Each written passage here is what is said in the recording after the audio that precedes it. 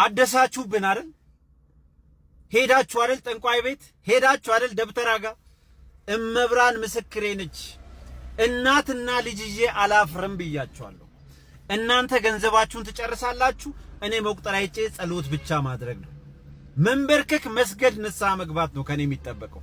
ምንም አታደርጉ። ማደስ አይደለም ጠንቋዩን ተሸክማችሁ ብትሄዱ ምንም አታረጉልኝ። ምንም እኔን የሚጠብቀኝ የሰማዩ አባቴ አለ። በሰማይ ቤት አለኝ። እርግጠኛው ነኝ ልንገራችሁ፣ መልካም ነገር እስከሰራው ድረስ ላጠፋሁት ንስሐ ጠይቃለሁ፣ ንስሐ ገባለሁ፣ እሰግዳለሁ፣ ቆርባለሁ፣ አስቀድሳለሁ፣ ነዳያን እረዳለሁ፣ በጎ ነገር ሰራለሁ። ምንም አታደርጉልኝ። ትለፋላችሁ፣ ትደክማላችሁ፣ እሳትን በእጃችሁ ተሸክማችሁ እዚህም ተቃጥላችሁ እዛም ትቃጠላላችሁ። እርግጠኛ ነኝ እድሜ ለንስሐ ከተሰጣችሁ ንስሐ ግቡ። ጠንቋይ ቤት ሟርተኛ ጋር መተተኛ ጋር አትመላለሱ። ሰውን ለመግደል ሰውን ለመስበር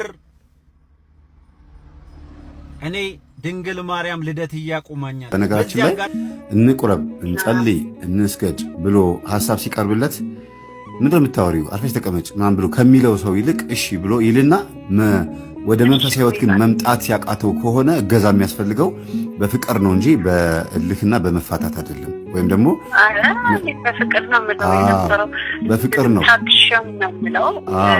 ግን እንደዛ ሆኖ ፈተናም እንኳን ከሆነብሽ ምን ታደርጊያለሽ? እንደዛም ሆኖ እንኳን ፈተና ከሆነብሽ አሁንም የልጅሽ ህመም አጠቃላይ ከሱ ገዛ ካልተገኘና ብቻሽን የምትታትሪ ከሆነ ደርበሽ የባለቤትሽንም ክርስትና ስም እጅሽ ለጽፈሽም መስገድና መጸለይም አለብሽ። ለምን ከማን ወገን እንደሆነ ይሄንን ችግር ያመጣው አይታወቅም። ለምን ሊያሸንፈው ያልቻለው ደካማ ጎን አለበት ባለቤትሽ። ያ ሊያሸንፈው ያልቻለው ደካማ ህይወቱ፣ ደካማ ጎኑ የበለጠ በቤት ውስጥ ችግር ሊፈጥር ይችላል። ተፋቅረው እያሉ እኮ ባልና ሚስት በጣም ጥሩ ፍቅር ሆኖ ሳለ ግን በእሽታ ውስጥ በአስመሳይነት ህይወት ውስጥ ወይም ደግሞ እንዲያው በቃ በጣም በታካችና በደካማ ህይወት ውስጥ ፈተና ደግሞ የሆነ መንፈስ አለ። ፍቅር ሳያሳጣ ምንም ነገር ሳይጎልባቸው ገንዘብ ሳይጎልባቸው እየተሳሳቁ እየተጫወቱ ምን እያሉ እንደው አንተ መቼ ይሆን ወይም እንደው አንቺ መቼ ይሆን ይሄን ነገር የምታቆመው በቃ እምቢ አለህ አይደል እየተባባሉ አንቺ ደግሞ እስቲ ዝም በእናትሽ እየተባባሉ ኃጢአትን እየቀጠሉበት ደካማ ጎናቸውን ተዛዝለው በፍቅር የተቀመጡ ሰዎች አሉ። በአንድ በኩል ጥቅሙ መፋቀራቸው ነው። በአንድ በኩል ግን አስመሳይ መንፈስ ስለሆነ ቁርጥ ውሳኔ መወሰን የሚችሉበትን ጉዳይ ቁጭ ብሎ መወያየት አለባቸው። አንቺ ደግሞ ባለቤትሽ ደግነቱ እሺ ባይ ነው፣ መወሰንና መቁረጥ ያቃተው። ስለዚህ አሁንም ለባለቤትሽ ጸሎት ማድረግ፣ ስለት መሳል፣ ሱባኤ መያዝ እንዳትረሽ። እነዚህ ሶስት ነገሮች ወሳኝ ናቸው። ከዛም አልፎ ደግሞ የቅዳሴ ጸበል አምጥተሽ ደግሞ ማጠጣት፣ ጸበል ጧጧት የቅዳሴ ጸበልና ጸበል አቀላቅለሽ መስጠት፣ ይሄ ጸበል ነው ብለሽ መንገር ሳያውቀው ይላል። አሁን ደሱ ሳረግ ለምሳሌ አንሶላችንን ማውረድ ስትፈቅድ ወይ ደግሞ የሆነ ጸበል አርጌ ምግብ ላይ ስትሰጠው ምን ያደርጋል? ሆዱን ይነፋዋል፣ እንዳለ አንገቱ ላይ ሽፍ ይላል። በቃ ብዙ ይሄ ያይሽ አሁን ልቡን ላንቺ ሰጥቶ ስጋው ላይ ግን የተቀመጠ መንፈስ አለ። እርግጠኛ ነኝ በሌሎችም ጉዳዮች ላይ ብዙ ደካማ የሆነባቸው ጉዳዮች አሉ ብዬ አስባለሁ በባልና በሚስት መካከልና ያ ምንድነው? አንደኛ እሱ ስሜቱን የሚከተል ሰው ሆኖ ትንሽ ስንፍና ባህሪ ትኖርበታለች። ቀጥሎ ደግሞ መንፈሱም ያግዘዋል። መንፈሱም ስለሚያግዘው ቶሎ ቆርጦ ወስኖ ወደ አንቺ ሐሳብ ለመምጣት ይቸገራልና ብትቺ እንደዚህ አይነቱን ሰው ችሎ በማለፍና ችሎ በመቀመጥ እግዚአብሔር አንድ ቀን የባለቤቴን ልብ ይቀይርልኛል እሺ ማለቱ መግባባታችሁ በራሱ አንድ ትልቅ ነገር ነው በእውነት። እሺ ይላል። አሁን ያንተን ትምህርት በቃ እስኪ ከነገ ጀምሮ አዳምጣለሁ ይላል። ግን ደግሞ ትንሽ ቆይቶ እኔ ጠለዋለሁ አንቺ ምክንያት ጠልቻለሁ ይላል። ለምን ስለው አንቺ ሁሌ ታዳምጫለሽ፣ በቃ ስገባ ስወጣ ለእኔ እንኳን ጊዜ አትሰጭም እንደሱ ይላል። አሁን በአንቺ ምክንያት ጠልቻለሁ ሲል ምንድነው? አንቺ ትምህርቱን ማዳመጥሽ እንዳለ ሆኖ ለሱ ደግሞ ልትሰጪ የሚገባ ነገር አለ። ምንድነው የምትሰጪው መሰለሽ? አንደኛ ጊዜ፣ ሁለተኛ ነገር ልብሽ። አንቺ በምታስቢው መጠን አይደለማ እሱ ለኔ ጊዜ አልሰጠሽኝም ባለው መጠን ነው ማሰብ ያለብሽ። ምን አይነት ጊዜ ነው የፈለገው? የትኛውም ጊዜ ነው የፈለገው? ለምሳሌ እኔን የጠላኝ አጽዋማትን በሙሉ ጾመሽ እሱ በጾም ውስጥ በፊት እናንተ ተግባቡ በነበረበት ፍቅራችሁ የጎደለበት ነገር ካለስ? በዚህ ብዙ የሚጠሉኝ ባለቤቶች ይኖራሉ። ይሄ ልጅ ከሰማሽ በኋላ ነው በቃ ብሎ ባሎች በብዛት ከሚስት ጋር በተገናኘ በብዛት የትምህርት ተከታታዮችም 60% ሴቶች ስለሆኑ ወደ ትዳራቸው ላይም የመዳን ስራ ይሄ የመንቃት ትዳርን የማዳን ከመናፍስት የጸዳ ለማድረግ ትልቅ ስራ እየሰሩ ያሉትም ሴቶች ስለሆኑ በወንዶች በኩል ሲያገኙኝ ጥሩ ስሜት አይሰማቸውም። እንዲያው መንገድ ላይ ምናምን ሲያገኙኝ አልፈውኝ ባሎች ሄደው ግን ለሚስታቸው መምህርሽን አይቼው ነበር መንገድ ላይ ይሏቸዋል። እና እነሱ ሰላም ሳይሉኝ ትምህርቴን ይከታተላሉ፣ ግን ሰላም ሳይሉኝ ሄደው ግን ሚስታቸው ሲያገኙኝ ግን ባለቤቴ እኮ አይቶ ለምን ሰላም አላልከውም ስለው አይ እኔ ምን ሰላም እለዋለሁ እኔ እዚህ ሚስቴን ቀምቶኝ ምናምን የሚሉ ሰዎች አሉ። ከዛ አንጻር አንቺ ለሱ ያልሰጠሽው ጊዜ አለ። የምን ጊዜ ነው? እናንተ ልጅ የምታውቁት የምትግባቡበት ጊዜ እና ያንን በሱ መጠን ነው ማሰብ ያለብሽ። እሱ ጫማ ውስጥ ሆነሽ፣ እሱ ሸሚዝ ውስጥ፣ እሱ ጃኬት ውስጥ ሆነሽ ገብተሽ ነው ያንን ሙቀት ቴርሞሜትሩ ልትለኪ የምትችይው እንጂ ያንቺ አይደለም። ያንቺ ቴርሞሜትር ለራስሽ ብቻ ነው የሚያደላው እና በመነጽርሽ መሆን ያለበት እሱን ማየት በሚችልበት ልክ ነው። እንደዛ ቢሆን መልካም ነው ብዬ አስባለሁ። በጣም አመሰግናለሁ። እግዚአብሔር ያክብርልኝ። እግዚአብሔር ልጅሽን ያትርፍልሽ። እንደው የልጄን ፎቶ ልላክልኝ ይሆን? ምንም አያስፈልግም። ጸሎቱ ይሰራል ብለሽ አሁን የተጸለየው ጸሎት ይሰራል ብለሽ እመኚ። እግዚአብሔር መንፈስ ቅዱስ ስለ የዋሃን ምዕመናን፣ ስለ የዋሃን አገልጋዮችም ካህናትም እዚህ ውስጥ ይኖራሉ፣ ዲያቆናትም ይኖራሉ፣ ጎበዝ ክርስቲያኖችም ይኖራሉ። እግዚአብሔር ስለነዛ ሰዎች ሲል ልጅሽን ይምርልሻል። ስላንቺም የልብ ንጽህና ወይም ደግሞ ስላንቺም ጭንቀት ሲል እግዚአብሔር ንጹህ ባንሆንም ኃጢአተኛ ብንሆንም እግዚአብሔር መልስ ይመልሳልና የግዴታ ልብ ንጹህ ተገኝቶ አይደለም መልስ የሚመልሰው። ነገ ይመለሳሉ፣ ነገ ወደ ቤቴ ይመጣሉ ብሎ ተስፋ በማድረግ እግዚአብሔር ዛሬ ስራ ይሰራልና ሁልጊዜ ከአንቺ ጋር ይሁን። አይዞሽ፣ ኪዳነ ምሕረት ከአንቺ ጋር ትሁን። እሺ፣ ሰላም ሁኚ።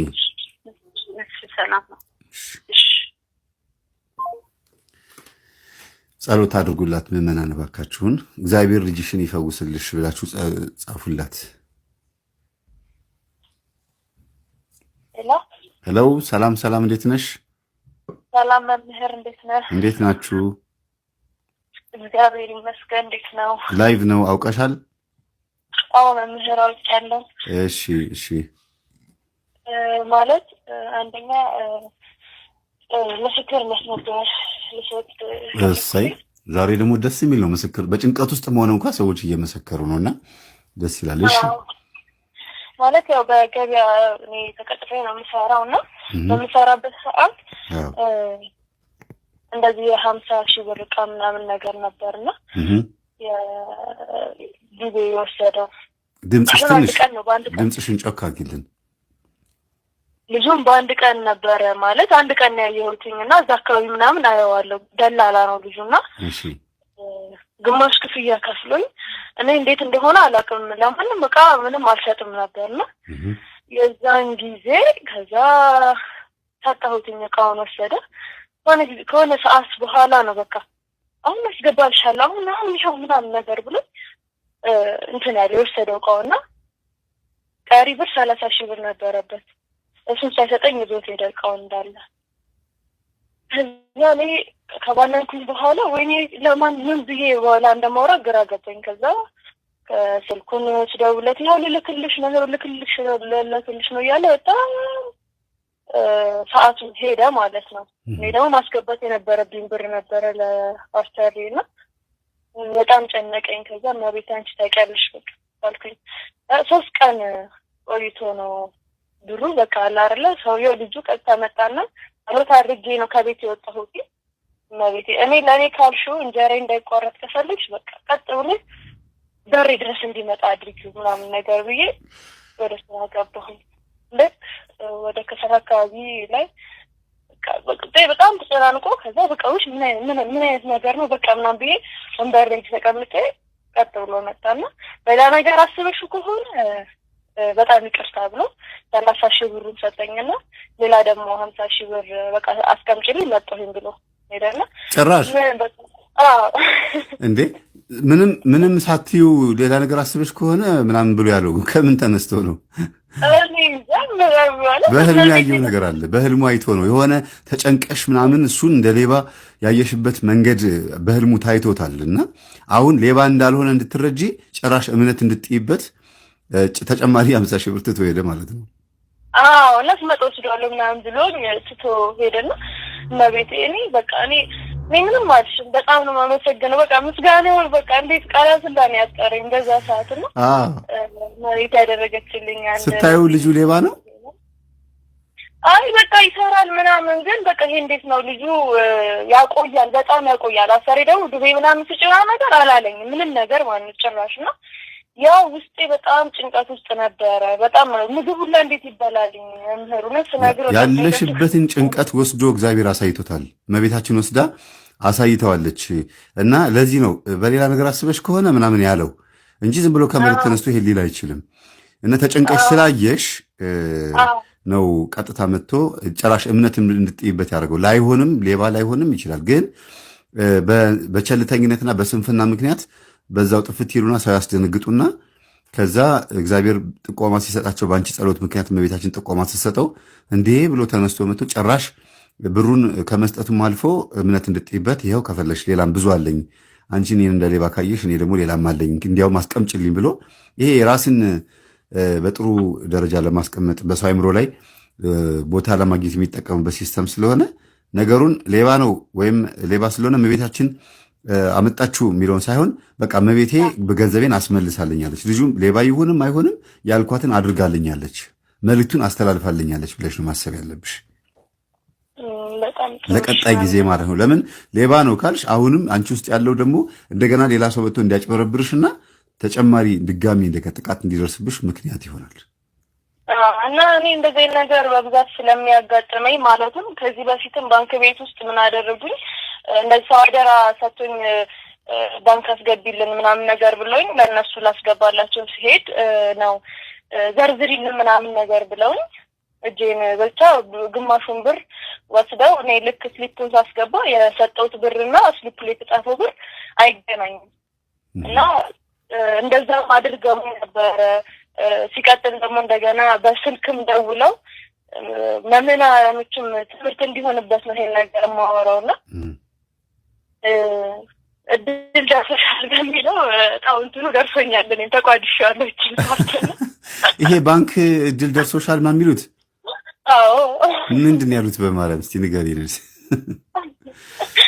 እኔ እንዴት እንደሆነ አላውቅም። ደወሉና ሰላም ነው እንዴት ነሽ አለን እግዚአብሔር ይመስገን ከንግድ ባንክ ነበር ከኢትዮጵያ ንግድ ባንክ ነው የምንደውለው ቀጥታ ከሬዲዮ ጣቢያ ላይ ነው ያለሽው ከዚህ በፊት በትምህርት ቤት በኩል መተን እድል የስደት ይቁም በሚል አይ ገርሞኝ ነው ትወናው እኮ ገርሞኝ ነው ከዛ የሚገርም ስክሪፕት ታጥፈሽ አሸናፊ ሆነሻልና የእድል ቁጥሩን እንዲይዙልን ነበር ምናምን ነገር አለኝ። እዛ አቅራቢያሽ ላይ ግን ሰዎች እንዳይኖሩ ግርግር እንዳይፈጠር ኔትወርኩም እንዳይቆራረጥ ብዙ ከስተመሮች እየገቡ ስለሆነ ፕሊዝ ካለሽበት ኤሪያ ትንሽ ጫጫታ ስለሆነ ራቅ በይና ብትቺ ባዶ ክፍል ይዘሽ ብታወሪን አሉኝ ማለት ነው። ከዛ ብታወሪ ሰው እኮ እንዳይሰማና እንትን እንዳይልኩ ነው። አዎ ከመጨረሻ ላይ ነው የነቃሁት መምህሩን። ከዛ እሺ ብዬ አዳማ ነበርኩኝ ወደ አዲስ አበባ ሽፍት ከማድረግ ይላችሁ ሁሉ ነገር የተፈጠረውና እዛ ያለው አንድ ባዶ ክፍል ከሲስተር ጋር መኝታ ቤት ገባንና ሲስተርም የዚህ ማለት በቃ ባለማወቅም ሰው እንደዚህ ነገር ሰምታ ስለማታውቅ እሺ ምናምን ብለን በቁጥር ሰጠናቸው ሲቢኢ ብር እነሱም ማስያዙን ምናምን ነገር ከዛ ቀጥሎ የባንክ ማናጀሩ ዋና ስራ አስኪያጅ አቶ ረጋሳ ምናምን በቃ ብዙ አይነት ጠሩና ደግሞ አቶ ረጋሳ ወቅት ባለጊዜዎችን ጠርተው ማለት ነው። እሺ ከዛ እንደዛ ካሉ በኋላ እሳቸውን በቀጥታ ከታወሪያቸዋለሽ ምናምን ነገር አሉኝና ያቺኛዋን እንዴት ነው ፋና ላምሮት ላይ ደግሞ የሆነች እንትን አርቲስት ጠሩልኝ እሷም ማለት ነው። እሷም ከኛ ጋር አብራለች እና እድለኛ ስለሆኑ በጣም ደስ ብሎናል። እንግዲህ ቅድሚያ ክፍያ ይፈጽማሉ በመጀመሪያ ምናምን ብለው ሲቢኢ እንደዚህ ቁጥር ምናምን ነገር አስያዙ። ከዛ እኔ እንትን አልጠቀምም ገና ተማሪ ነኝ ምናምን ነገር ብዬ ነገርኳቸው። ምን ያደርጋሉ የሞባይል ባንክ አለ አይደል? ጥሩ ባንክ የሚሞላውን ማለት ነው። መምህር ታምነኛለህ እስከ 6,000 ብር ድረስ በሞባይል በቁጥሩ አለ አይደል? በሱ በቃል እየነገርኳቸው ላኩላቸው ማለት ነው። ምን ቁጥሩ ማለት ነው ባለ 50 ባለ 100 ምናምን ቁጥሩ ማለት ነው። 6,000 ብር የሞባይል ካርድ እግዚአብሔርም መምህር ምንድነው? አንቺ ምን ይሰጡኛል ብለሽ አስበሽ ነው ይሄን ያደረግሽው? እኔ እንጃ መምህር፣ እውነት እኔ ምን እንዳደረግኩኝ እኔ በቃ አላውቅም። በቃ እግዚአብሔርን ነው የምልህ መምህር። እና እንደዛ ካሉን በኋላ ደግሞ ምን አደረግኩኝ? ያንን ብር ለማሟላት ትንሽ ይቀርሻል አሉ። ቤት ደግሞ ምንድነው እያለች ማዘር ታይ ይሄ ነገር ይቅርብሽ፣ ታይ እንደዚህ ጀምረዋል አሉ። አረ ችግር የለም ምናምን ከወንድሜ ተቀበልኩኝ ሌላም ብር ማለት ነው። ካርድ ስንገዛ እስቲ ባለሱቁ ይሄ ነገር እንትን እያሉ እንትን የሚሉት የሚሸውዷችሁ እንደሆነ ነው ያ የመጣልኝ ምንድን ነው ባዶ ክፍል ሆነሽ አውሪ ይሄን ነገር እንትን እንዳይሉ እንዳያቋርጡብሽ እድልሽን እንዳይቀሙሽ ምናምን የሚባለው ነገር ነው አይምሮ ላይ የመጣው። አንቺ ካርዱን እየፋቅሽ ስትልኪላቸው እነሱ ምንድን ነው የሚጠቀሙት? ማለት ምን አርጊ ብለውሽ ነው? ይሄንን ስትልኪ ምን ይገኛል ብለው ነው?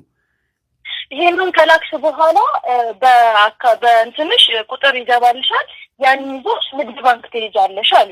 እንዴ አንቺ የላክሽውን ብር ነው መልሰው የሚሰጡሽ ማለት ነው ወይስ ምን? አይደለም እኮ ግራ ይገባል። ልክ ነው ቅድሚያ ክፍያ ከከፈልሽ በኋላ ነው ቁጥሩ የእድል ቁጥሩ የሚለቀቅልሽ። እንዴ እድል ከሆነ እድል ነው፣ የምን ቅድሚያ ክፍያ ያስፈልገዋል? እኔ ገንዘብ ያለብን ማለት በቃ እውነት እዚህ ነገር ውስጥ ግን በጆሮ በኩል የሚገባ ፍዛ ደንዝ ይኖራል። አሁንም ቅርብ ጊዜ ማቃት እዚሁ በቅርበት ነው 200 ምናምን ሺህ ብር የተበላች ልጅ አለች። አካውንቷን በሲቢኢ የተበላች ልጅ እዚሁ ቅርብ ማለት ነው። እና እርግጠኛ ነኝ ላይቭን እየሰማች ነው የሚሆነው። እና በጣም ከባድ ነው ምዕመናን ማለት እኔ እንጃ እንደው አፍዛ ደንዝዝ ይኖራል እንጂ እንዴት አንድ ሰው እድል ደርሶሃል፣ እድለኛን አሸንፈሃል፣ ባንክ ቤትና ፍሪጅ ደርሶሃል፣ መኪና ደርሶሃል ተብሎ ክፈል እንዴት ይባላል? ለምን ይከፍላል? ደሞስ ክፈል ለመባል መጥቶ ስራ አስኪያጁን አግኝቶ ባንክ ቤት ተገኝቶ ነው እንጂ በስልክ ነው እንደ ሁሉ ነገር የሚያልቀው።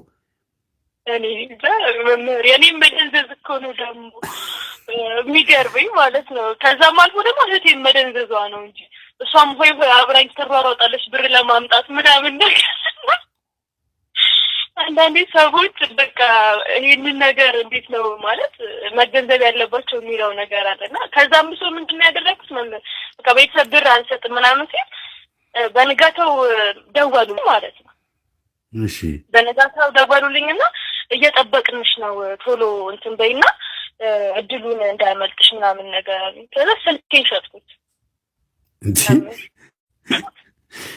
ወይኔ እድል የሚባል ነገር እንዴ! የቆጥና ወርድ ብላ የብብት አንጣለች እኮ ነው የተባለው። ኧረ ወይኔ እውነት እንኳንም ገባሽ፣ ትንሽ ሪላክስ አረግሽን በእውነት። ምክንያቱም ምን መሰለሽ አፍዛ ደንዝዝ ባህሪው ምን አይነት እንደሆነ ስልቱ እንዴት ተቀይሮ እንደመጣ እኮ ነው እንዴ። አዎ መምህር፣ ከዛም አልፎ በቃ ስልኬን ሸጥኩትኝና ምናምን በቃ ላኩላቸው። ከዛ በኋላ ምን ተፈጠረ መሰለ ድጋሚ በቃ ደወለልኝና ምን አለኝ፣ ወይኔ በጣም ያሳዘንሽኝ፣ እውነት በጣም ያሳዘንሽኝ። እንደውም እኔ አዳማ ላይ ቤት ገዝቼልሽ መኪና ምናምን ነገር ራስሽን ሱቅ ከፍቼልሽ እንትን ትያለሽ፣ እውነት እኔ በጣም ያሳዘንሽኝ ምናምን ብሎ ደግሞ ድጋሚ ደወለልኝ ማለት ነው። እና ላገኝህ እኮ እሺ የት ነህ ምናምን ነገር ብለውልኝና ሲስተር መጥቻለሁ አዳማ እኔ ላገኛችሁ ምናምን ነገር አለ ማለት ነው። ከዛ እኛ አልሄድንም ማለት በጣም ፈራን። በዛ ላይ ደግሞ ምንም የምናውቀው ነገር ስላልነበረ ወቅቱ።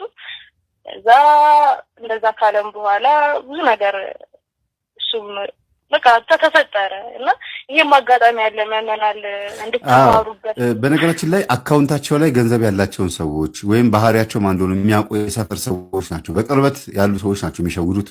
ምዕመናን ከሩቅ አይደለም። ባንክም ይበሉ ምንም ይበሉ ሰዎቹ የት እንዳሉ የታወቀ ነው። ጓሮ ላይ ወይ የሆነ ሜዳ ላይ ቁጭ ብሎ ነው የሚያወሩት። ግን ምንድነው የሚሰሩት? እገሊትን በሰፈር ውስጥ እስቲ ማን ላታለው ብለው አይተው ገንዘብ አለው ተብሎ የሚገመትን ሰው ነው አይተው የሚሸውዱት። ገንዘብ ባይኖርም እንኳን ባህሪ አይተው ጸባይ አይተው ነው የሚሸውዱትና እንደው ባካችሁን እድል ያምልጣችሁ፣ ግድ የለም። ሎተሪም ከሆነ ወረቀቱ ላይ ያለውና በቴሌቪዥን የተነገረው ወረቀቱ ተመሳሳይ መሆኑን ካላያችሁ በስልክ በፍጹም አሸንፋችኋል ቢባል እንደ መጀመሪያ ሳልታገል መቼ ነው የማሸንፈው? አልታገልኩኝ፣ ሪሲሊንግ ውስጥ አልገባው። ምንድን የምታወራው? አንዷ የተናገረችው ነው። አሸንፊያለሁ። አዎ እንኳንም አሸነፍኩ፣ እንኳንም ታግዬ አሸነፍኩኝ፣ አመሰግናለሁ ብላ ጆሮ ላይ ዘጋችበት። እና በእውነት ሳንወዳደር እንዴት አሸነፋችሁ እንባላለን? እጣም ከሆነ ድልም ከሆነ ደግሞ በአድራሻችሁ ቦታው የት ነው? በስልክ ምንም የማወራው ነገር የለም። ቀጥታ በቃ ፊት ለፊት መጥቼ ድርጅቱ ላይ እናውራ። እዛ ባንክም ከሆነ ድርጅትም ከሆነ ልምጣ ነው የሚባለው ማየት እንጂ በስልክ ምንም የሚፈጸም ምንም አይነት የምትፈጽሙት የእድል የሽልማት ክፍያ የለውም። ደግሞ ሰው አሸንፈሃል እየተባለ እድል አለህ እየተባለ ቅድመ ክፍያ ምን ማለት ነው? ብሔራዊ ሎተሪ ብቻ ነው ይሄን የሚያደርገው። አዎ ሎተሪ ሲደርሳችሁ 1 ሚሊዮን ብር የደረሰው ሰው ምናልባት የተወሰነ 100 ሺህ ብር ምናምን ሊከፍል ይችላል፣ ወይም ደግሞ 50 ሺህ ብር ያለ ግብር ለመንግስት የሚከፈል ይሄ ታወቀ ነው። ከዚህ ውጪ እሱም ደግሞ እዛ ስትሄዱ ነው እንጂ